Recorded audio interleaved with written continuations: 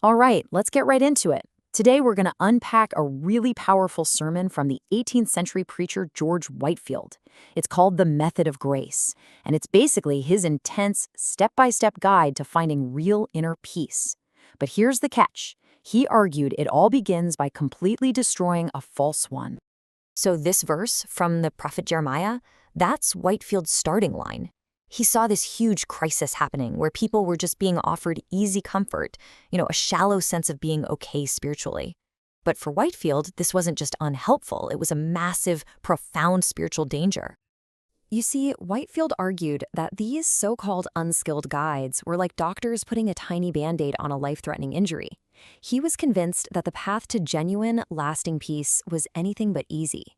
No, it was a difficult, structured journey for the soul, and this sermon was meant to be the roadmap. And this right here sets up the core conflict of the whole sermon.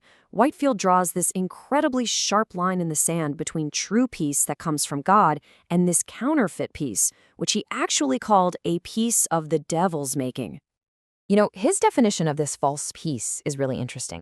He's not really talking about people who are openly wicked. No, he's talking about people who are just comfortably self-deluded. It's the person who thinks everything's fine with their soul but has never actually been forced to face the hard truths about their own condition. So how do you break free from that kind of self-deception? Well, Whitefield lays out a method, a series of what he calls necessary awakenings or convictions.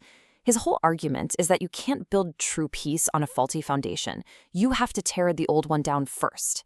And the first step in this demolition is the first conviction. Okay, so the first stage is probably the most straightforward. It's all about being forced to really see and to feel and to truly grieve your own specific wrongdoings, what he calls your actual transgressions against God's law. And this isn't just about making a mental list. It's meant to be a deep emotional reckoning. And this quote, wow, it just shows you the incredible weight Whitefield puts on this step. For him, the standard is absolute perfection. So any slip-up, a single bad thought, one wrong word, is a catastrophic failure. This kind of talk is designed to just shatter any idea you might have of being a pretty good person by normal standards. And then he gets super personal, posing these questions directly to his audience. Was there ever a time when the reality of your own failures just became an unbearable weight? He's not pushing for some casual, yeah, I'm not perfect. He's pushing for a real experience, a moment of crisis.